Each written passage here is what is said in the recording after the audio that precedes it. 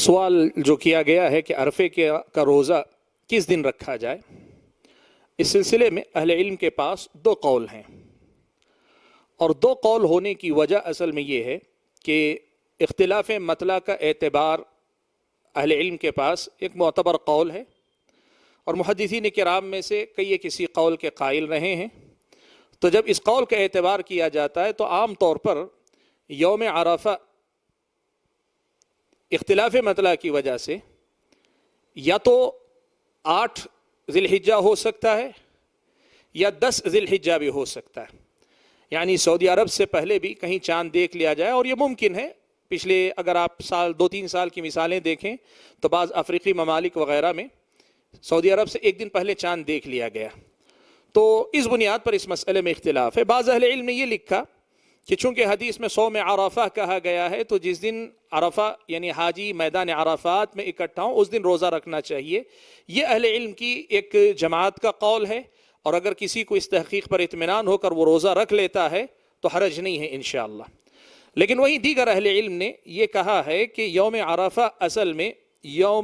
اليوم التاسع 9 ذی الحجہ کا دوسرا نام، اسے یوم عرفہ حاجیوں کے اجتماع کی مناسبت سے نہیں کہا گیا ہے، بلکہ اسے حاجیوں کی عبادت کے حوالے سے کہا گیا ہے۔ کیا مطلب ہے اس کا؟ کہا اصل میں اعمال حج کے اعتبار سے ان ایام کو نام دیا گیا، جیسے 8 ذی الحجہ کو یوم الترویہ کہا گیا، 9 ذی الحجہ کو یوم عرفہ کہا گیا، 10 ذی الحجہ کو یوم النحر کہا گیا، 11 ذی الحجہ کو یوم القر کہا گیا، 12 ذی الحجہ کو یوم النفر الاول کہا گیا، اور یوم النفر الثانی 13 ذی الحجہ کو۔ تو ایام حج کے اعمال کے حساب سے تاریخوں کو جو ہے نام دیا گیا، تو اصل یوم عرفہ نہیں ہے، اصل 9 ذی الحجہ ہے، 9 ذی الحجہ اصل ہے، اس وجہ سے 9 ذی الحجہ کو ہی روزہ رکھنا چاہیے۔ یہ اہل علم کی ایک دوسری جماعت کا قول ہے، اور واللہ عالم زیادہ صحیح تر بات یہی لگتی ہے، راجح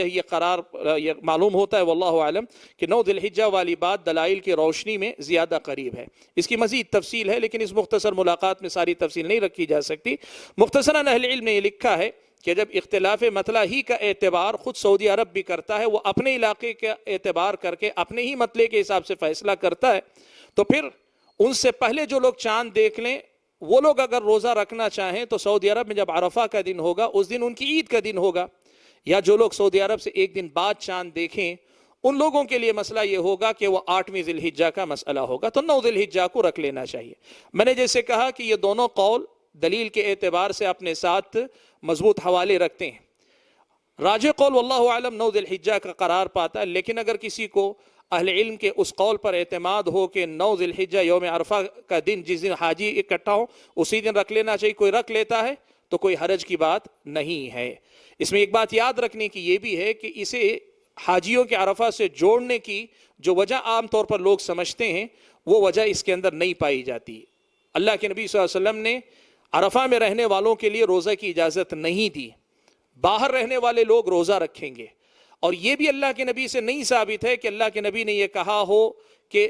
چونکہ حاجی عرفہ میں رہتے ہیں ان کا ثواب آپ کو چاہیے تو آپ کو جو ہے عام دنوں میں روزہ رکھنا چاہیے۔ دونوں کو آپس میں اللہ کے نبی صلی اللہ علیہ وسلم نے جوڑا نہیں ہے، اس لیے اس مسئلے کو الگ رکھنا ہی زیادہ صحیح تر بات نظر آتی ہے۔ البتہ یہاں ایک مسئلے کی وضاحت ضروری ہے، کوئی آدمی پورے 10 ذی الحجہ کی فضیلت اور اس میں اعمال کی جو فضیلت ابھی ہم نے بیان کی تھوڑی دیر پہلے، اس کی روشنی میں روزہ رکھتا ہوا آ رہا ہے، تو 7 کو بھی روزہ ہے، اس سے پہلے بھی روزہ ہے، 8 کو بھی روزہ ہے، 9 کو بھی روزہ ہے، بالکل روزہ رکھ سکتا ہے، کوئی حرج نہیں۔ لیکن احتیاط کے نام پہ عرفے کے روزے کے لیے احتیاط کے نام پہ 8 اور 9 دونوں کو رکھ لینے کی بات کرے تو یہ درست نہیں، اس لیے کہ عرفے کے دن کا روزہ ایک ہی روزہ ہے۔ تو آدمی کو دلیل کی روشنی میں جس قول پہ زیادہ اطمینان ہو اس پر آدمی عمل کرے، اور دلیل کی روشنی میں واللہ عالم جو اطمینان محسوس ہوتا ہے وہ 9 ذی الحجہ والی بات ہے۔ لیکن اگر کسی کو 8 ذی الحجہ جو یوم عرفہ وہاں کے حاجیوں کے اجتماع کے اعتبار سے ہو سکتا ہے وہ اگر رکھنا چاہے تو اس کو جو ہے اپنے اطمینان کی وجہ سے، دلیل پر اطمینان کی وجہ سے گنجائش نکلتی ہے، واللہ عالم۔